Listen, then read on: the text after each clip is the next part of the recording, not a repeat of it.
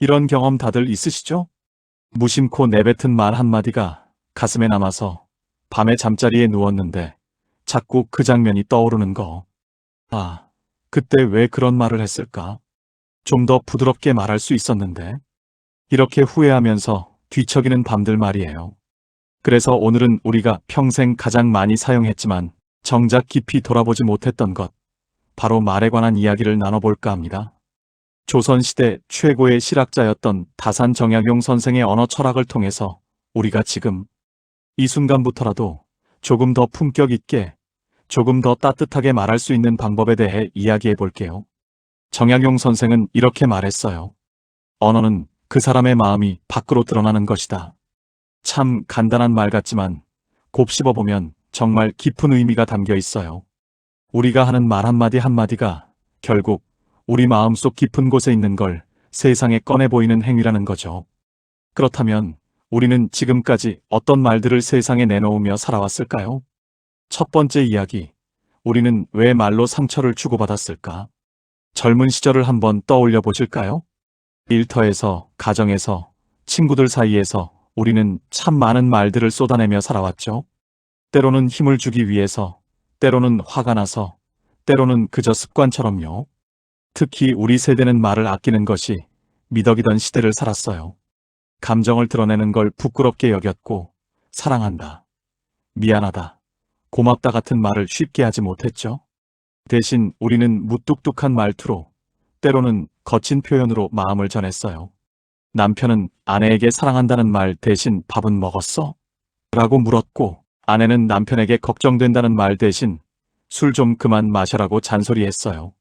부모는 자식에게 자랑스럽다는 말 대신 그것밖에 못하니? 라고 채찍질했고, 자식은 부모에게 감사하다는 말 대신 알았어요 라며 고개를 돌렸죠. 그렇게 우리는 정작 하고 싶었던 말은 하지 못한 채 엉뚱한 말들로 서로에게 상처를 주고받으며 살아왔는지도 몰라요. 정약용 선생은 유배지 강진에서 아들에게 보낸 편지에 이렇게 썼어요. 말은 마음의 소리이니 마음이 바르지 못하면 말도 바를 수 없다. 그러나 반대로 말을 바르게 하려고 노력하면 마음 또한 바르게 될 수 있느니라. 참 지혜로운 말이죠? 우리가 말을 바꾸면 마음도 바뀔 수 있다는 거예요. 그렇다면 지금부터라도 늦지 않았다는 뜻이기도 하고요. 여러분, 지금이라도 늦지 않았어요. 우리에게는 아직 시간이 있어요. 배우자에게, 자식에게, 손주에게, 친구에게 우리가 진짜 하고 싶었던 말들을 할 시간 말이에요. 두 번째 이야기, 말 한마디가 인생을 바꿔요. 정약용 선생의 삶을 잠시 돌아볼게요. 그분은 1762년에 태어나 1836년에 세상을 떠났어요. 75년이라는 긴 생애 동안 참 많은 굴곡을 겪으셨죠. 젊은 시절에는 정조 임금의 총애를 받으며 개혁 정책을 펼쳤지만 정조가 승하하신 후에는 천주교 박해 사건에 연루되어 18년이라는 긴 유배 생활을 해야 했어요. 강진 땅에서의 18년. 가족과 떨어져 지내야 했던 그 긴 세월 동안 정약용 선생은 무엇을 했을까요? 그분은 책을 읽고 글을 쓰고 제자들을 가르쳤어요. 그리고 무엇보다 말의 중요성에 대해 깊이 성찰했죠. 유배지에서 두 아들에게 보낸 편지들을 보면 정약용 선생이 얼마나 언어의 힘을 중요하게 여겼는지 알 수 있어요. 너희들이 벼슬을 하게 되거든 백성들에게 하는 말 한마디 한마디를 조심하여라. 관리의 말 한마디가 백성의 삶을 좌우할 수 있기 때문이다. 집안에서 하인들에게 하는 말도 함부로 하지 말라.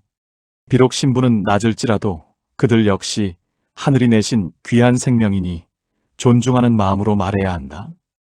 형제간에 다투게 되더라도 상대를 깎아내리는 말은 절대 하지 말라. 한 번 내뱉은 말은 주워 담을 수 없고 그 말로 인한 상처는 평생 남기 때문이다. 여러분, 이 말들을 들으니 어떤 생각이 드세요? 200년도 더 전에 살았던 분의 말씀이 지금 우리 삶에도 그대로 적용된다는 게 놀랍지 않으세요? 정약용 선생이 강조했던 건 단순히 좋은 말을 하라는 게 아니었어요. 그분이 진정으로 말하고 싶었던 건 말 속에 담긴 마음가짐이었죠. 같은 내용을 전달하더라도 어떤 마음으로, 어떤 태도로 말하느냐에 따라서 그 말이 상대방에게 미치는 영향은 완전히 달라져요. 예를 들어 볼게요. 손주가 시험을 망쳤다고 풀이 죽어서 집에 돌아왔어요. 이때 우리는 뭐라고 말할까요? 그것도 못해? 요즘 애들은 정말 공부를 안 하나 봐. 이렇게 말할 수도 있죠. 아니면 속상하겠구나. 열심히 했는데 결과가 안 좋으면 마음이 많이 힘들지. 할머니도 젊었을 때 그런 경험이 있단다. 이렇게 말할 수도 있어요. 똑같이 시험 성적에 대해 이야기하는 건데, 첫 번째 말은 아이에게 상처를 주고, 두 번째 말은 위로를 주죠. 첫 번째 말은 아이를 움츠러들게 만들고, 두 번째 말은 아이에게 다시 일어설 힘을 줘요. 정약용 선생은 이걸 언어의 덕성이라고 불렀어요. 말 속에 덕이 담겨 있어야 한다는 거죠. 그 덕이란 뭘까요? 바로 상대방을 존중하는 마음, 배려하는 마음, 이해하려는 마음이에요. 세 번째 이야기, 노년에 더욱 조심해야 할 말들.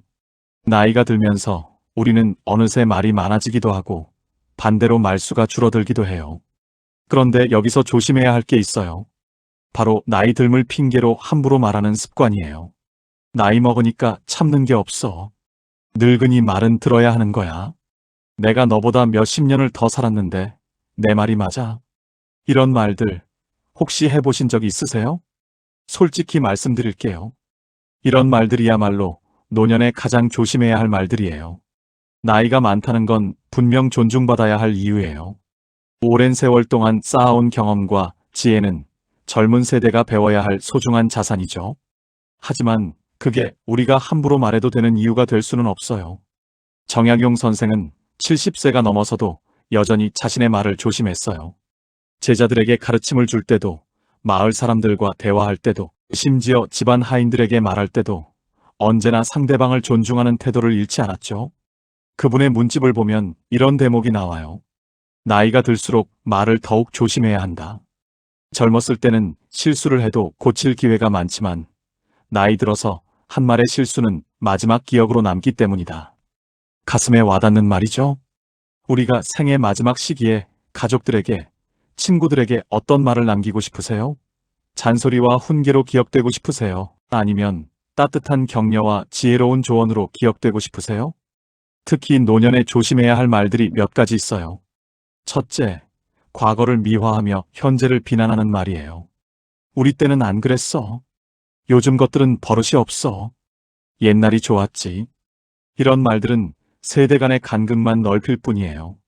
과거가 아무리 좋았다 해도 지금 이 순간을 살아가는 사람들에게는 현재가 전부예요. 우리의 경험을 나누되 그것으로 지금을 판단하거나 재단하지 말아야 해요.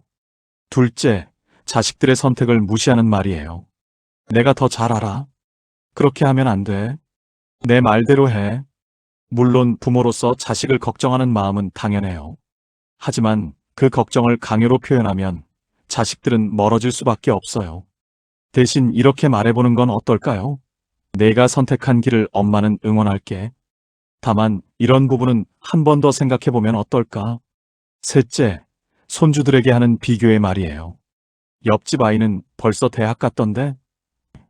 내 사촌 동생은 공부를 잘하더라. 왜 너만 이 모양이니?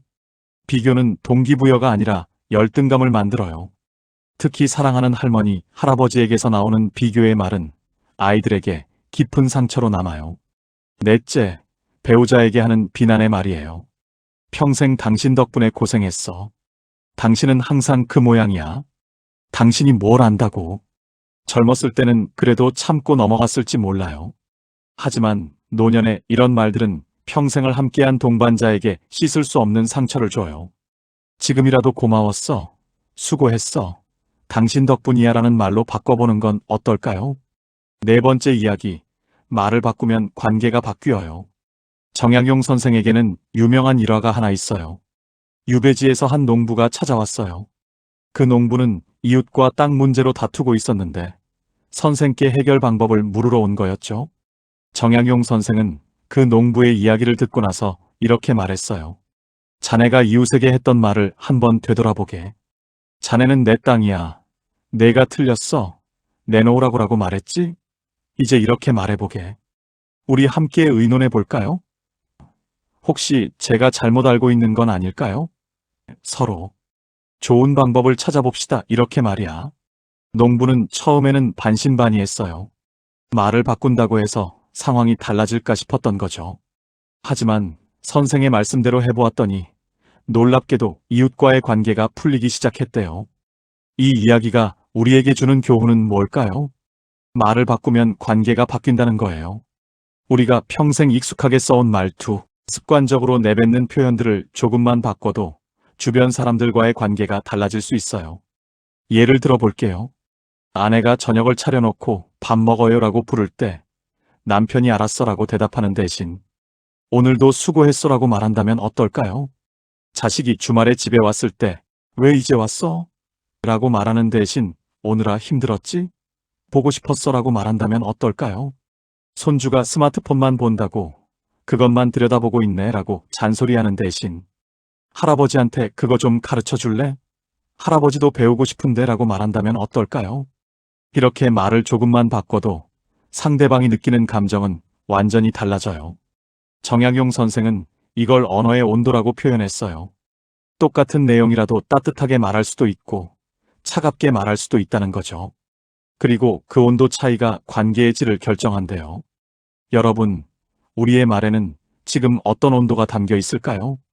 가족들과 대화할 때, 친구들과 이야기할 때 우리는 따뜻한 말을 하고 있나요? 아니면 차가운 말을 하고 있나요?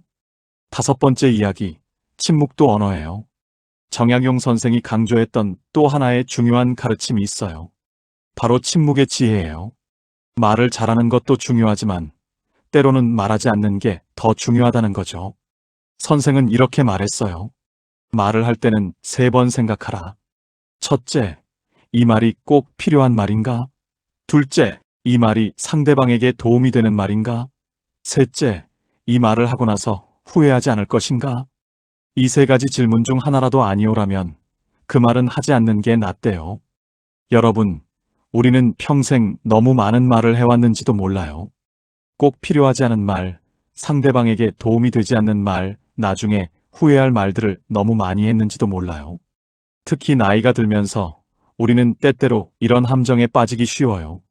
자식들이 하는 일에 대해 이것저것 참견하고 싶은 마음, 손주들의 교육 방식이 마음에 안 들어서 한마디씩 하고 싶은 마음, 친구들과의 모임에서 자신의 의견을 꼭 말하고 싶은 마음.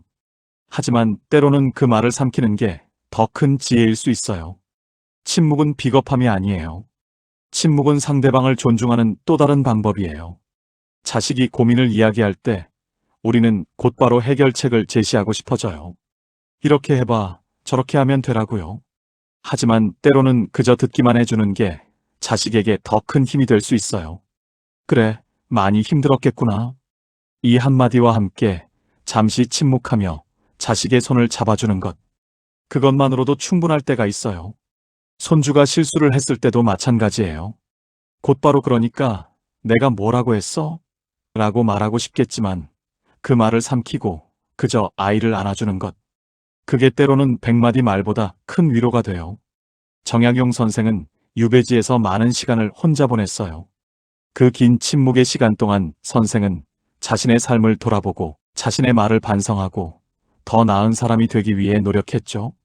선생은 침묵 속에서 진정한 자신을 발견했고 그 침묵이 있었기에 후에 더욱 의미 있는 말들을 할 수 있었어요. 우리에게도 그런 침묵의 시간이 필요해요. 하루에 10분이라도 좋아요. 아무 말도 하지 않고 그저 조용히 앉아서 자신을 돌아보는 시간을 가져보세요. 오늘 내가 한 말들은 어땠는지, 혹시 누군가에게 상처를 주진 않았는지, 진심을 제대로 전달했는지 돌아보는 거예요. 그런 침묵의 시간이 쌓이면 우리의 말도 자연스럽게 바뀌기 시작할 거예요. 6번째 이야기, 사과의 힘. 정약용 선생의 삶에서 가장 인상 깊은 대목 중 하나는 바로 사과에 관한 거예요. 유배에서 풀려나 고향으로 돌아온 선생은 가장 먼저 가족들에게 긴 편지를 썼어요. 그 편지에는 이런 내용이 담겨 있었어요. 지난 18년 동안 내가 곁에 없어서 너희들이 겪었을 고통을 생각하니 가슴이 미어진다. 아버지로서 남편으로서 제대로 역할을 하지 못한 것, 진심으로 미안하다. 75세의 노학자가 자식들에게, 아내에게 진심으로 사과한 거예요. 여러분, 우리는 살면서 얼마나 자주 사과해 보셨어요? 특히 가까운 사람들에게, 가족들에게 제대로 된 사과를 해보신 적이 있으세요? 많은 분들이 사과를 어려워해요. 특히 나이가 들수록 자존심 때문에, 체면 때문에 미안하다는 말 한마디가 목구멍에 걸려서 나오지 않아요. 내가 뭘 잘못했다고. 나도 어쩔 수 없었어. 다 너희들 잘 되라고 한 일인데. 이렇게 변명하거나 합리화하기 쉽죠. 하지만 정약용 선생은 말했어요. 진정한 용기는 자신의 잘못을 인정하는 데 있다. 나이가 많다고, 지위가 높다고 해서 사과하지 않아도 되는 게 아니다. 오히려 그럴수록 더 겸손하게 자신의 잘못을 인정해야 한다. 생각해 보세요. 배우자에게 평생 한 번도 제대로 사과하지 못한 일들이 있지 않으세요? 화가 나서 던진 심한 말, 무관심으로 상처 준 순간들, 외로움을 이해하지 못했던 시간들. 자식들에게도 마찬가지예요. 너무 엄하게 키운다고 때린 일, 비교하며 상처 준 말, 자식의 꿈을 무시하고 부모의 뜻을 강요했던 순간들. 지금이라도 늦지 않았어요. 그때는 내가 미안했다. 엄마가 너무 엄했지. 지금 생각하면 너에게 미안해. 아빠 말이 너를 많이 힘들게 했구나. 진심으로 사과한다. 이런 말 한마디가 얼마나 큰 치유의 힘이 있는지 아세요? 어떤 분은 이렇게 말씀하실지도 몰라요. 이제 와서 사과한들 뭐가 달라져? 하지만 사과는 과거를 바꾸기 위한 게 아니에요. 사과는 현재와 미래를 바꾸기 위한 거예요. 비록 과거의 상처를 완전히 지울 수는 없을지라도 진심 어린 사과는 그 상처를 치유하는데 큰 도움이 돼요. 그리고 남은 시간 동안 더 좋은 관계를 만들어갈 수 있는 새로운 시작점이 되고요. 사과에는 몇 가지 원칙이 있어요. 첫째, 진심이어야 해요. 형식적인 사과, 마지못해 하는 사과는 오히려 역효과를 낼 수 있어요. 둘째, 구체적이어야 해요. 그냥 미안해가 아니라 내가 그때 너한테 이런 말을 해서 미안해처럼 구체적으로 말해야 해요. 셋째, 변명하지 말아야 해요. 했지만 때문에 같은 말을 붙이는 순간 사과는 변명이 되어버려요. 넷째, 용서를 강요하지 말아야 해요. 사과를 했으니 당장 용서해달라고 요구하는 건 또 다른 폭력이에요. 상대방에게 생각할 시간을 주어야 해요. 일곱 번째 이야기, 감사의 말이 가진 기적. 정약용 선생은 유배 생활 내내 매일 일기를 썼어요. 그 일기를 보면 놀라운 점이 하나 있어요. 그토록 힘들고 외로운 상황에서도 선생은 매일 감사할 일을 찾아서 기록했다는 거예요. 오늘 제자가 찾아와 공부를 함께 할 수 있었으니 감사하다. 이웃에서 보내준 밥 한 끼가 얼마나 따뜻했는지 모른다. 비가 내려 농사에 도움이 되었으니 감사한 일이다. 선생에게 감사는 단순한 예의가 아니었어요. 감사는 삶을 대하는 태도였고 어려움 속에서도 희망을 잃지 않는 방법이었죠. 여러분, 우리는 평생 얼마나 많은 감사의 말을 해왔을까요? 아니, 조금 더 솔직하게 물어볼게요. 우리는 정말로 감사하는 마음으로 살아왔을까요? 많은 경우 우리는 당연한 것으로 여기며 살아왔어요. 아내가 해주는 밥, 남편이 벌어오는 돈, 자식들이 보여주는 효도, 친구들이 베푸는 우정. 이 모든 걸 당연하게 여기고 고맙다는 말 한마디 제대로 하지 못했는지도 몰라요. 하지만 나이가 들수록 우리는 깨닫게 돼요. 세상에 당연한 건 하나도 없다는 걸요. 오늘 아침에 눈을 뜨는 것도, 가족과 함께 밥을 먹는 것도, 친구와 전화, 통화를 하는 것도 모두 감사한 일이에요. 정약용 선생은 말했어요. 감사하는 마음으로 말하면 그 말은 상대방의 마음을 움직인다.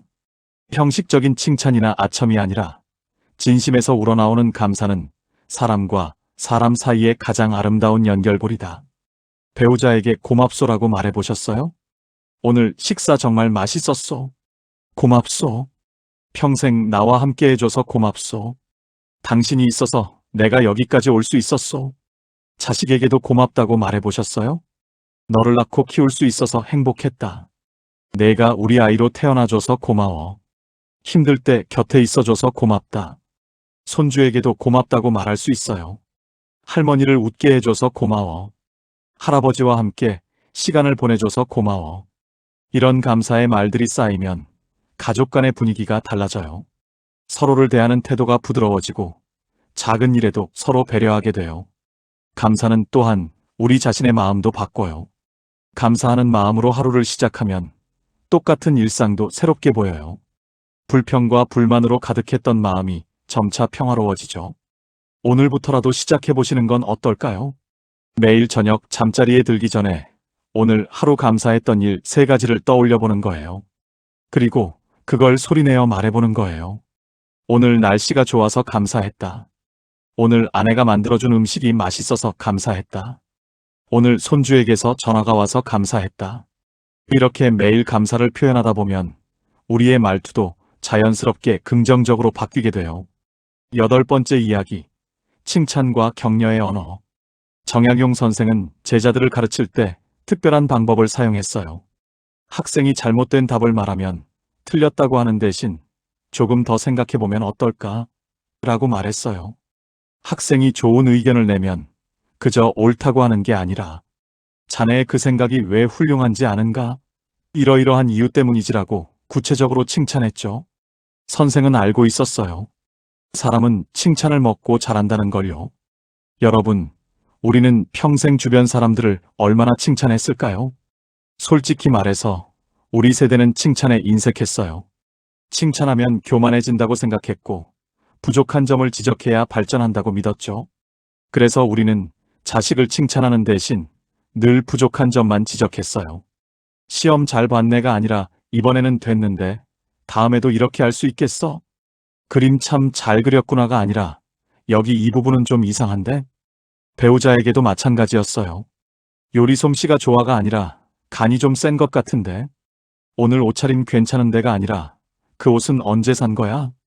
하지만 생각해보세요. 우리 자신은 어땠나요? 우리는 칭찬받고 싶지 않았나요? 누군가 우리의 노력을 알아봐주고 우리의 수고를 인정해주기를 바라지 않았나요? 그렇다면 다른 사람들도 마찬가지일 거예요. 정약용 선생은 말했어요. 칭찬은 사람을 키우는 가장 좋은 걸음이다. 하지만 거짓 칭찬은 독과 같다. 진심에서 우러나온 칭찬만이 상대방의 마음을 움직일 수 있다.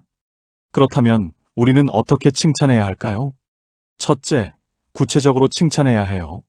잘했어보다는 내가 이 부분을 이렇게 해결한 게 정말 기발했어처럼 구체적으로 말하는 게 좋아요. 둘째, 과정을 칭찬해야 해요. 결과만 칭찬하면 사람들은 결과에만 집착하게 돼요. 대신 내가 이걸 위해 이렇게 노력한 거 다 알고 있어처럼 과정을 인정해주는 게 중요해요. 셋째, 진심을 담아야 해요. 형식적인 칭찬은 오히려 역효과를 낼 수 있어요. 정말로 마음에서 우러나올 때만 칭찬해야 해요. 칭찬과 함께 중요한 게 격려예요. 격려는 상대방이 힘들어할 때, 포기하고 싶어 할 때 더욱 필요하죠. 괜찮아, 할 수 있어. 내가 이만큼 왔잖아. 조금만 더 가보자. 실패해도 괜찮아. 중요한 건 도전했다는 거야. 이런 격려의 말들이 사람에게 얼마나 큰 힘이 되는지 아세요? 특히 우리 나이가 되면 주변 사람들에게 할 수 있는 가장 큰 선물이 바로 이런 격려의 말이에요. 손주가 학교에서 힘든 일을 겪었을 때 그까짓 거라고 무시하는 대신 많이 힘들었겠구나. 하지만 할머니는 내가 잘 이겨낼 수 있을 거라고 믿어라고 격려해주는 것. 자식이 사업이 어렵다고 할 때, 그러니까 내가 뭐라고 했어라고 잔소리하는 대신 어려울 때도 있는 법이지. 아빠는 내가 잘할 거라고 믿어라고 응원해주는 것. 이런 작은 격려의 말들이 모여서 큰 힘이 돼요. 9번째 이야기, 경청의 힘. 정약용 선생의 또 다른 위대한 점은 바로 듣는 능력이었어요. 선생은 신분이 낮은 사람의 말도, 어린아이의 말도, 심지어 자신과 의견이 다른 사람의 말도 귀 기울여 들었어요. 유배지에서 만난 한 농부가 이런 증언을 남겼어요. 정 선생님은 내가 농사 이야기를 할 때 마치 세상에서 가장 중요한 이야기를 듣는 것처럼 집중하셨다. 그분 앞에서는 누구나 자신이 존중받는다고 느꼈다. 여러분, 우리는 얼마나 잘 듣고 있을까요? 솔직히 말해서 나이가 들수록 우리는 듣기보다는 말하기를 더 많이 해요. 상대방의 이야기를 끝까지 듣지 않고 중간에 끊고 자신의 경험담을 늘어놓죠. 그래, 나도 그런 적 있어. 그때 내가 말이야. 그건 아니야. 내 생각엔 이렇게 하는 게 나아. 요즘 젊은 사람들은 몰라서 그래. 우리 때는 이렇게 상대방의 말을 가로막고 자기 이야기를 하기 시작해요. 하지만 진정한 소통은 말하기가 아니라 듣기에서 시작돼요. 정약용 선생은 말했어요. 말을 잘하는 사람보다 듣기를 잘하는 사람이 더 현명하다. 왜냐하면 듣는 사람은 배우지만 말만 하는 사람은 배울 기회를 놓치기 때문이다. 경청에는 몇 가지 원칙이 있어요. 첫째, 끝까지 듣기예요. 상대방이 말하는 도중에 끼어들지 마세요. 설령 상대방의 말이 틀렸다고 생각되어도 일단 끝까지 들어주세요. 둘째, 판단하지 않고 듣기예요. 상대방의 말을 들으면서 속으로 저건 틀렸어. 저 생각은 이상해라고 판단하고 있으면 진정한 경청이 아니에요. 셋째, 공감하며 듣기예요. 상대방의 입장에서 상대방의 감정을 이해하려고 노력하며 듣는 거예요. 넷째, 반응하며 듣기예요. 고개를 끄덕이고 눈을 마주치고 그랬구나, 힘들었겠네 같은 짧은 반응을 보이며 듣는 거예요. 특히 가족들의 이야기를 들을 때 이런 경청의 태도가 중요해요. 손주가 학교에서 있었던 일을 이야기할 때 그래, 그런 일도 다 일이야? 라고 무시하지 마시고 진지하게 들어주세요. 어른에게는 사소한 일이라도 아이에게는 세상에서 가장 중요한 일일 수 있어요. 자식이 고민을 털어놓을 때 바로 해결책을 제시하려 하지 마시고 일단 들어주세요. 때로는 해결책이 필요한 게 아니라 그저 들어주는 사람이 필요한 경우가 많아요. 배우자의 이야기를 들을 때도 마찬가지예요. 수십 년을 함께 살았다고 해서 상대방을 다 안다고 착각하지 마세요. 배우자에게도 여전히 들어줘야 할 이야기들이 많아요. 경청은 사랑의 표현이에요. 내가 당신의 이야기에 귀 기울인다는 건 내가 당신을 중요하게 여긴다는 걸 보여주는 행동이에요. 10번째 이야기, 지금 이 순간부터. 지금까지 우리는 정약용 선생의 언어 철학을 통해 많은 이야기를 나눴어요. 말의 중요성, 말로 인한 상처, 관계를 바꾸는 말의 힘, 침묵의 지혜, 사과와 감사, 칭찬과 격려, 그리고 경청까지. 어쩌면 이 모든 이야기들이 여러분에게는 이미 알고 계신 내용일 수도 있어요. 그래, 그렇게 해야지라고 고개를 끄덕이셨을지도 몰라요. 하지만 아는 것과 실천하는 건 다르죠. 정약용 선생이 위대했던 이유는 단순히 좋은 이론을 만들어냈기 때문이 아니에요. 선생은 자신이 말한 걸 실제로 실천했어요. 유배지에서의 18년 동안, 그리고 그 이후의 삶 내내 선생은 자신의 말을 조심하고 다듬으며 살았죠. 여러분, 지금 이 순간부터 시작해보시는 건 어떨까요? 오늘 저녁 집에 돌아가셔서 배우자에게 한마디 건네보세요. 오늘도 수고했소. 당신 덕분에 내가 살아요. 고맙소. 이 짧은 말 한마디가 어색하고 쑥스러울 수 있어요. 평생 해본 적 없는 말이니까요. 하지만 용기를 내보세요. 처음은 어색해도 계속하다 보면 자연스러워져요. 내일은 자식에게 전화를 걸어보세요. 요즘 어떻게 지내니? 힘든 일 없니? 너를 낳고 키울 수 있어서 정말 행복했다. 자식은 처음에는 당황할 수도 있어요. 아버지, 어디 아프세요? 라고 물을지도 몰라요. 하지만 괜찮아요. 계속해서 따뜻한 말을 건네다 보면 자식도 마음을 열기 시작할 거예요. 이번 주말에는 손주를 만나서 안아주며 말해보세요. 할아버지는 내가 있어서 행복해. 너는 할머니의 자랑이야. 사랑한다. 그리고 무엇보다 자기 자신에게도 따뜻한 말을 건네보세요. 우리는 평생 자신에게 너무 가혹했어요. 나는 왜 이 모양이야. 나는 아무것도 제대로 한 게 없어. 나는 쓸모없어 같은 말로 자신을 괴롭혔죠. 이제는 자신에게도 친절해질 때예요. 나는 오늘도 최선을 다했어. 나는 충분히 잘 살아왔어. 나는 소중한 사람이야. 거울을 보며 자신에게 이렇게 말해보세요. 처음에는 우스꽝스럽게 느껴질 수 있어요. 하지만 계속하다 보면 이 말들이 정말로 자신을 변화시킨다는 걸 느끼실 수 있을 거예요. 정약용 선생은 말했어요. 첫이 길도 한 걸음부터 시작된다. 언어의 변화도 마찬가지다. 작은 말 한마디를 바꾸는 것부터 시작하라. 오늘 딱 한 가지만 바꿔보세요. 평소에 에이, 됐어라고 말하던 걸 고마워로 바꿔보세요.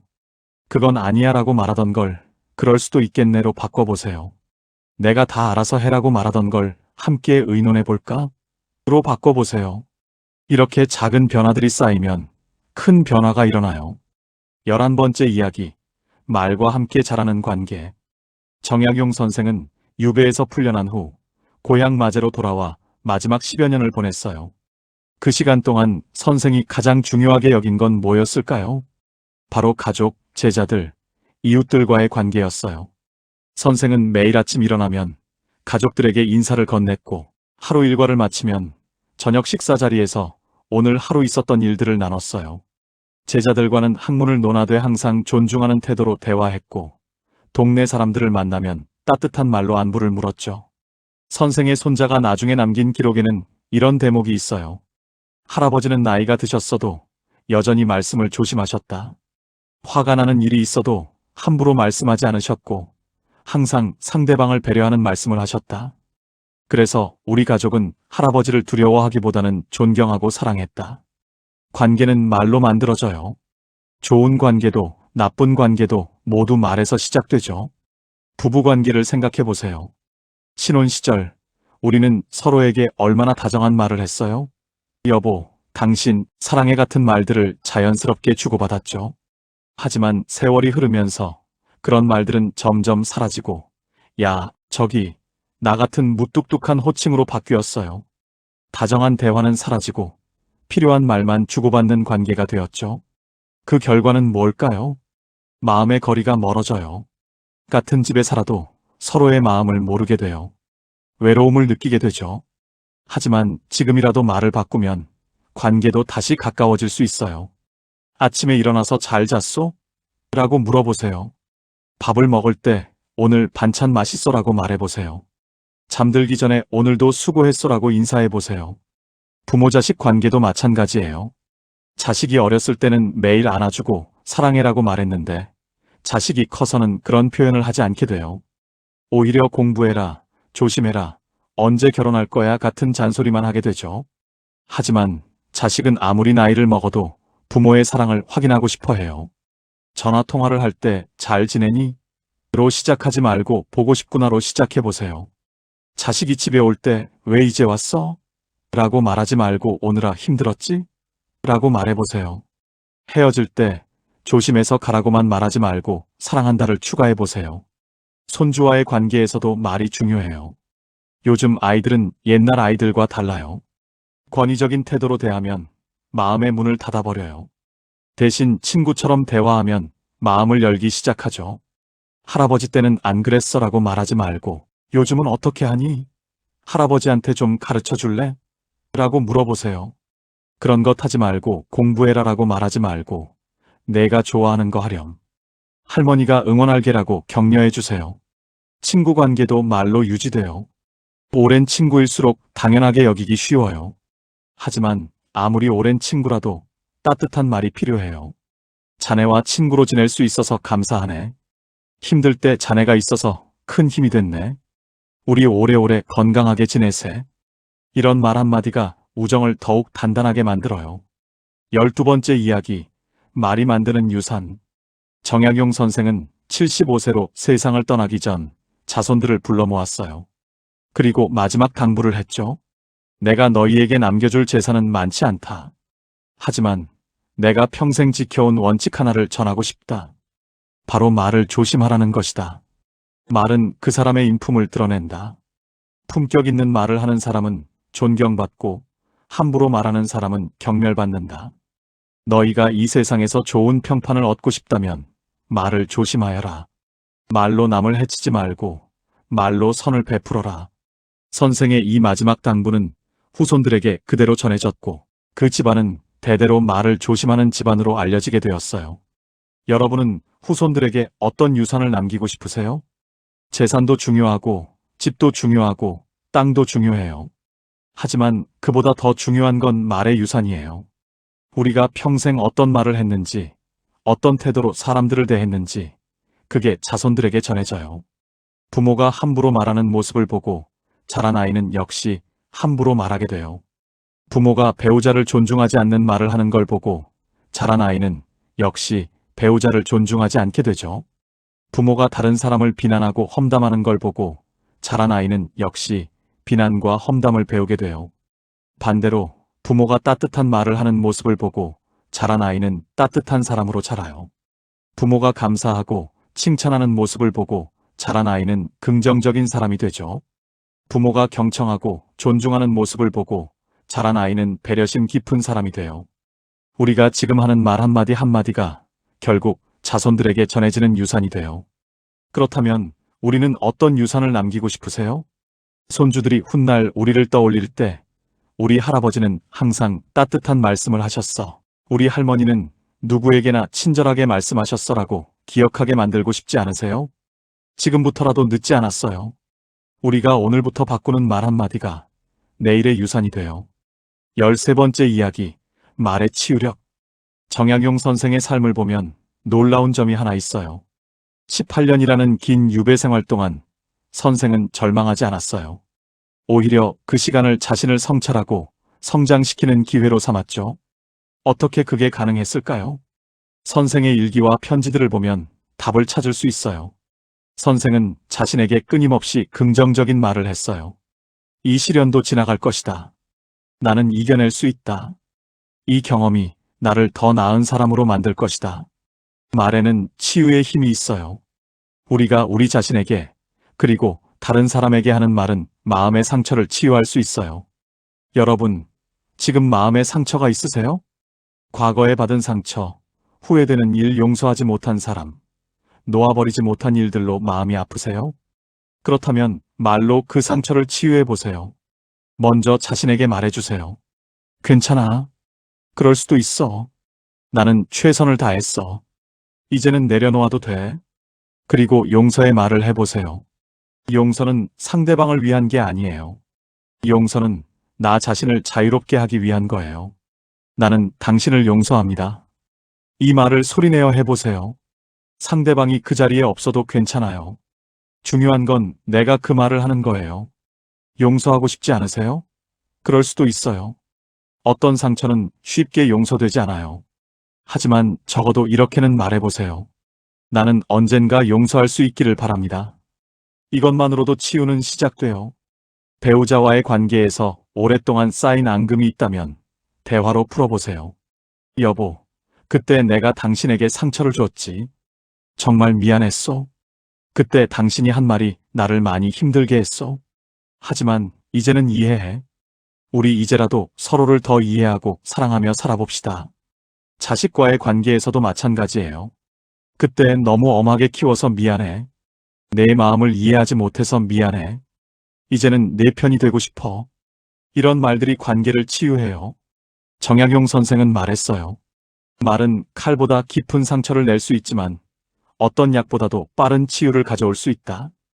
우리의 말로 상처를 주었다면 우리의 말로 치유할 수 있어요. 14번째 이야기, 마지막 순간의 말. 사람은 언젠가 떠나야 해요. 우리 모두에게는 마지막 순간이 와요. 그 마지막 순간에 우리는 어떤 말을 남기고 싶으세요? 정약용 선생의 마지막 말은 이러했다고 해요. 나는 부족한 사람이었지만 최선을 다해 살려고 노력했다. 너희들도 각자의 자리에서 최선을 다하며 살아라. 서로 사랑하고 서로 돕고 말로 서로에게 상처 주지 말고 살아라. 참 평범하지만 깊은 울림이 있는 말이죠.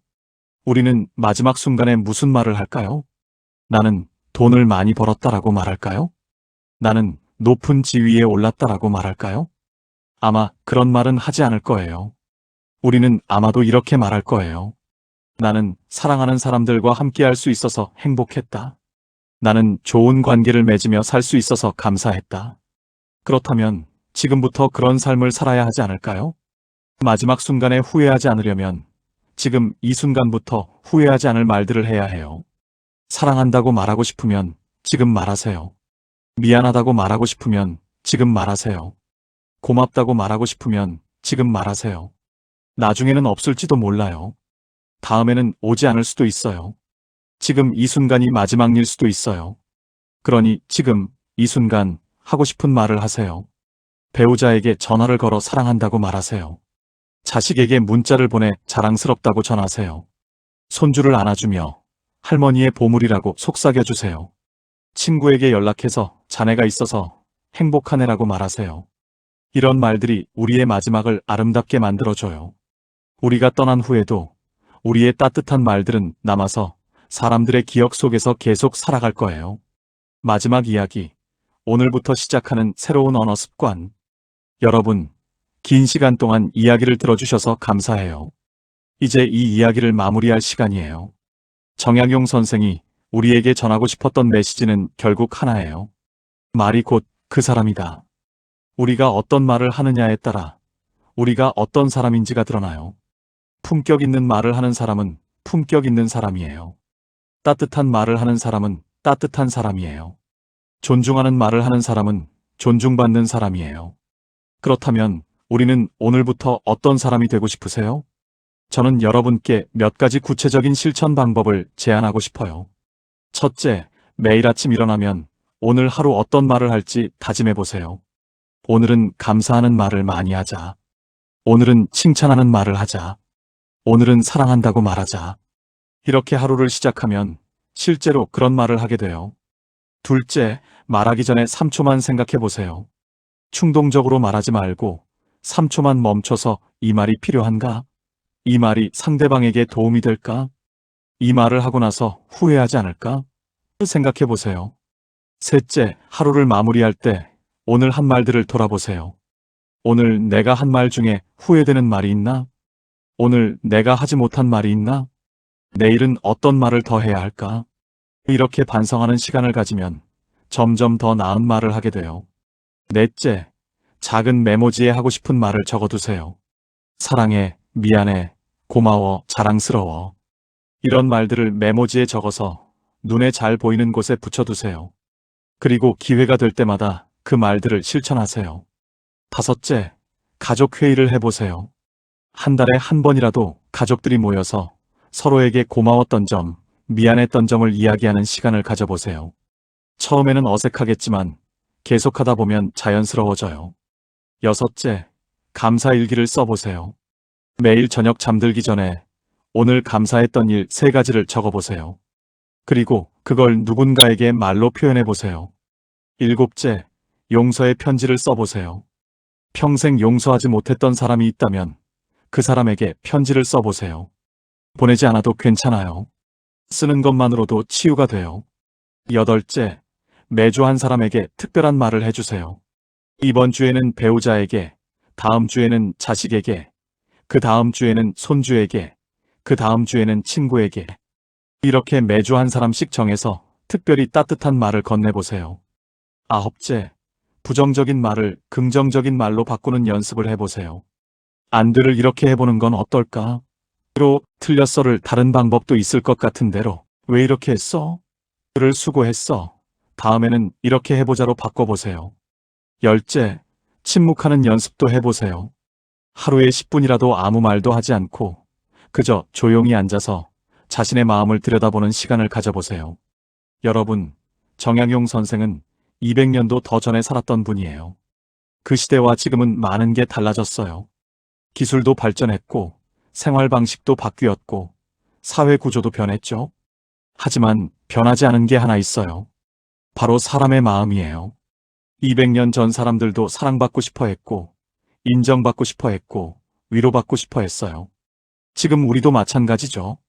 그리고 그 모든 게 말을 통해서 이루어져요. 따뜻한 말 한마디가 사람을 살려요. 차가운 말 한마디가 사람을 죽이고요. 우리에게는 선택권이 있어요. 어떤 말을 할 것인지, 어떤 사람이 될 것인지. 정약용 선생은 유배지에서 이렇게 썼어요.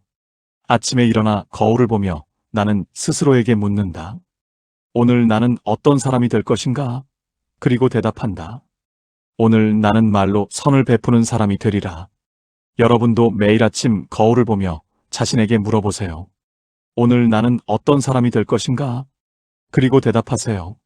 오늘 나는 말로 사랑을 전하는 사람이 되리라. 오늘 나는 말로 위로를 주는 사람이 되리라. 오늘 나는 말로 희망을 나누는 사람이 되리라. 우리에게는 아직 시간이 있어요. 오늘도 내일도 모레도. 그 시간 동안 우리는 얼마든지 새로운 사람이 될 수 있어요. 말을 바꾸면 마음이 바뀌어요. 마음이 바뀌면 관계가 바뀌고요. 관계가 바뀌면 삶이 바뀌어요. 그 모든 변화의 시작은 바로 지금, 이 순간, 여러분의 입에서 나오는 말 한마디예요. 여러분, 이제 스스로에게 물어보세요. 지금 이 순간, 내가 가장 하고 싶은 말은 뭘까? 그리고 그 말을 하세요. 미루지 마세요. 주저하지 마세요. 지금, 바로 지금 그 말을 하세요. 전화기를 드세요. 사랑하는 사람에게 전화를 거세요. 그리고 말하세요. 여보, 사랑해. 아들아, 자랑스럽다. 손주야, 할머니의 보물이야. 친구야, 고맙네. 이 말들이 세상을 바꿔요. 이 말들이 우리의 남은 인생을 아름답게 만들어요. 정약용 선생은 75년의 생애를 마감하며 이렇게 말했어요. 나는 충분히 살았다. 후회도 많지만 그보다 감사한 일이 더 많다. 나를 사랑해준 사람들, 내가 사랑했던 사람들, 그들과 나눈 따뜻한 말들이 내 인생의 가장 큰 보물이었다. 여러분도 언젠가 인생의 마지막 순간에 이렇게 말할 수 있기를 바라요. 나는 충분히 사랑했고, 충분히 사랑받았다.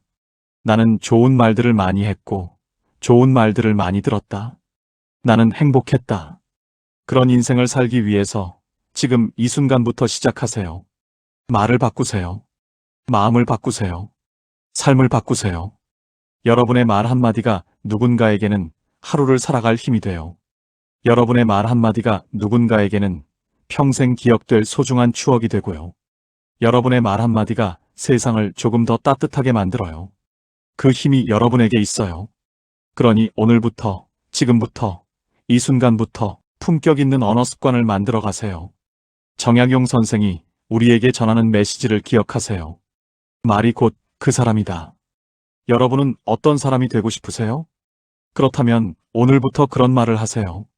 따뜻한 사람이 되고 싶다면 따뜻한 말을 하세요. 사랑받는 사람이 되고 싶다면 사랑하는 말을 하세요. 존경받는 사람이 되고 싶다면 존중하는 말을 하세요. 우리의 말이 우리를 만들어요. 우리의 말이 우리의 인생을 만들어요. 여러분의 남은 인생이 아름다운 말들로 가득 차기를 진심으로 기원해요. 긴 시간 동안 함께 해주셔서 감사해요. 여러분 모두 행복하세요. 그리고 사랑하세요. 말로, 행동으로, 마음으로. 감사합니다.